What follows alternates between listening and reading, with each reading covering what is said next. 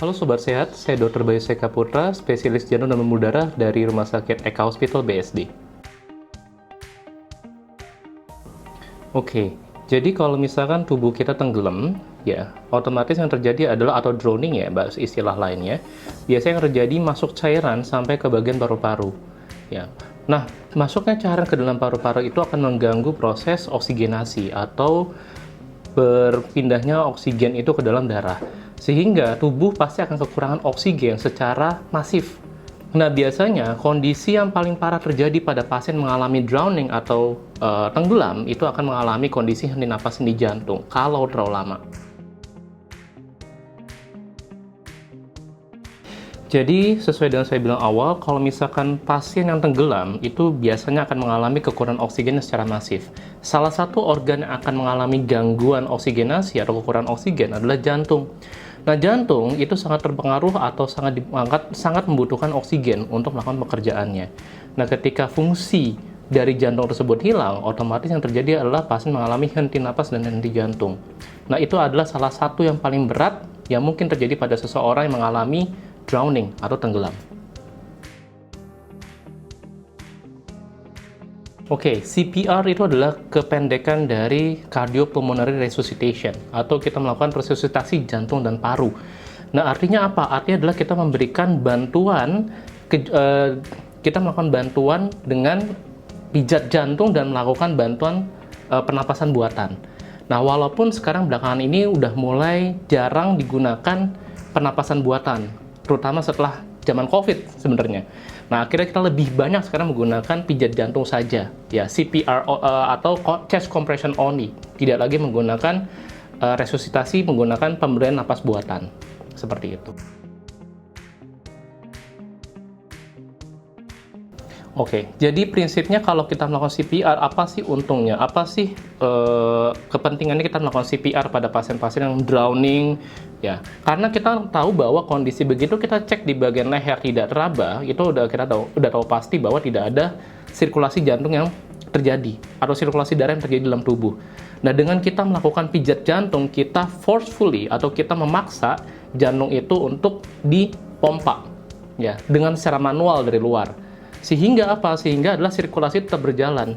Ya, walaupun katakanlah saat itu jantungnya berhenti, ketika kita memompa darah supaya dia bersirkulasi, dia bisa mengalirkan darah ke organ-organ tubuh lainnya termasuk ke jantung itu sendiri. Sehingga apa? Sehingga tidak sampai terjadi kematian yang berkepanjangan. Kalau kita biarkan, udah pasien akan selesai di situ.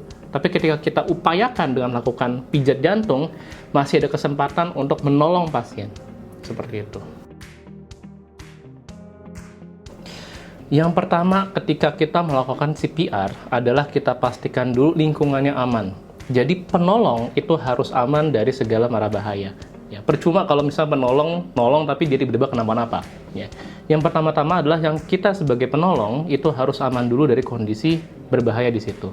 Setelah kondisinya aman, kita bisa pindahkan pasien dulu ke tempat yang datar, tempat yang aman untuk kita melakukan pertolongan pada pasien. Nah, setelah itu kita akan lakukan cek dulu, cek kesadaran. Kita panggil namanya atau panggil Pak, Bu, ya tepuk-tepuk, kalau bisa rangsang nyeri. Ya, rangsang nyeri yang seperti apa? Rangsang nyeri cepat aja. Kita bisa langsung lakukan kayak seperti macam buku jari ini, kita tekan ke bagian dada tengah di sini. Ya, atau kita tekan di bagian belakang telinga di sini. Kalau dia tidak respon, ya tidak ada respon apapun, langsung kita cek ada nggak nadi di bagian leher. Ya, nadi di bagian leher, kalau misalkan tidak teraba, langsung kita melakukan pijat jantung. Nah, itu sebenarnya langkah-langkah yang perlu dilakukan sebelum kita melakukan pijat jantung. Oke dok, nah ini ada satu video yang lumayan viral nih tentang CPR. Oke. Boleh dokter react saja. Oke. Nanti kasih pendapat. Oke, thank you. Sudah. Almost done.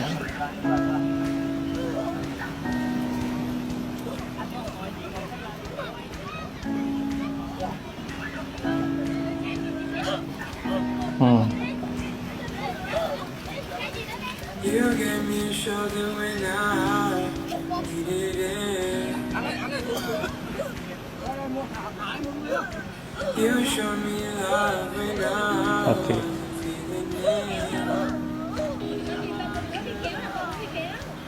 You helped me fight when I was bleeding.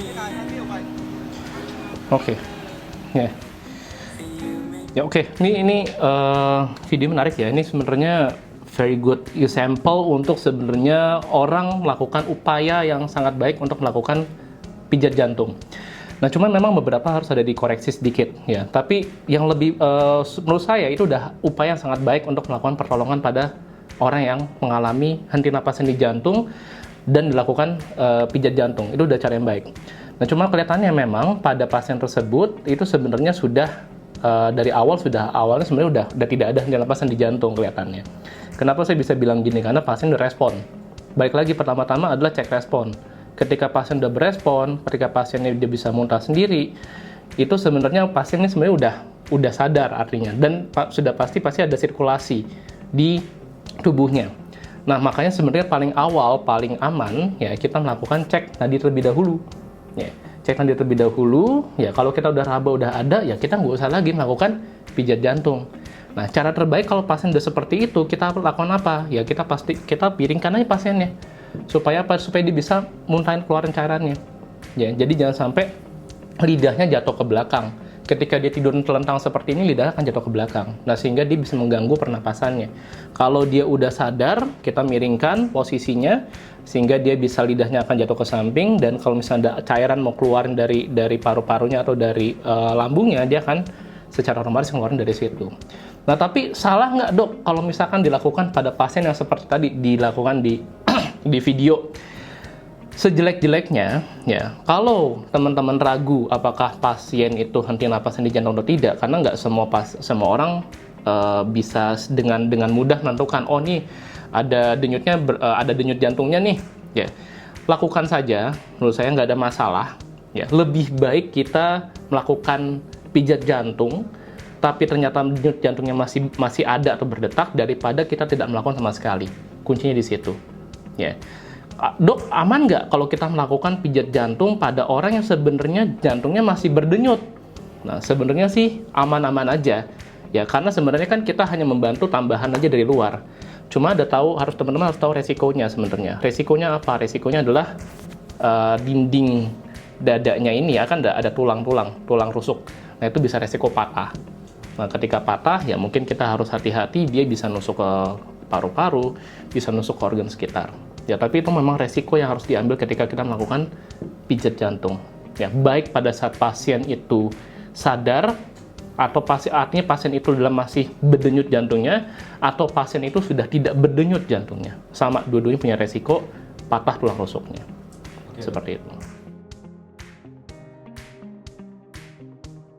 Oke, jadi kalau kita melakukan CPR, ya pada saat melakukan CPR, tangan kita harus ngepel seperti ini. Jadi dua tangan, ya jadi satu seperti ini bertumpukan, lalu di ngepel, ya.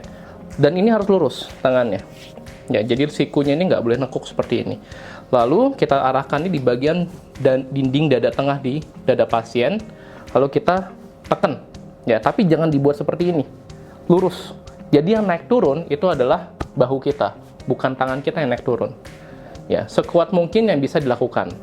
Dan kalau kita mau lihat mau berapa banyak sih, Dok, kita melakukan CPR itu, rata-rata ya biasanya dalam waktu 1 menit itu 100 kali. Ya, jadi itu ada patokannya. Kalau mungkin mau pakai lagu untuk disandingkan kira-kira secepat apa, ya kita bisa menggunakan lagu Staying Alive dari Bee Gees. Yaitu jadi patokan supaya kita bisa tahu, oh secepat apa sih? Ya, oh kita udah kecepatan nih, oh kita kelambatan nih. Terus gimana, Dok, harus tepat? Ya harus latihan. Ya, mungkin tidak harus pada saat kejadian, tapi sebelumnya kita udah latihan terlebih dahulu. Oke? Jadi teman-teman, sobat-sobat sehat, ya untuk kita belajar mengenai CPR, tentu tidak bisa kita langsung lakukan dengan kita melihat dari video-video seperti yang di TikTok seperti itu ya. Jelas harus dilakukan upaya latihan terlebih dahulu. Nah, sebenarnya sekarang udah mulai banyak kursus BHD atau bantuan hidup dasar yang mungkin teman-teman bisa ikuti, ya, atau minimal belajar dulu dari video YouTube yang memang ada secara step by step-nya, lalu bisa dilakukan sendiri. Tapi lebih baik lagi kalau misalkan ikut kursus berupa seperti bantuan hidup dasar atau BHD. Seperti itu.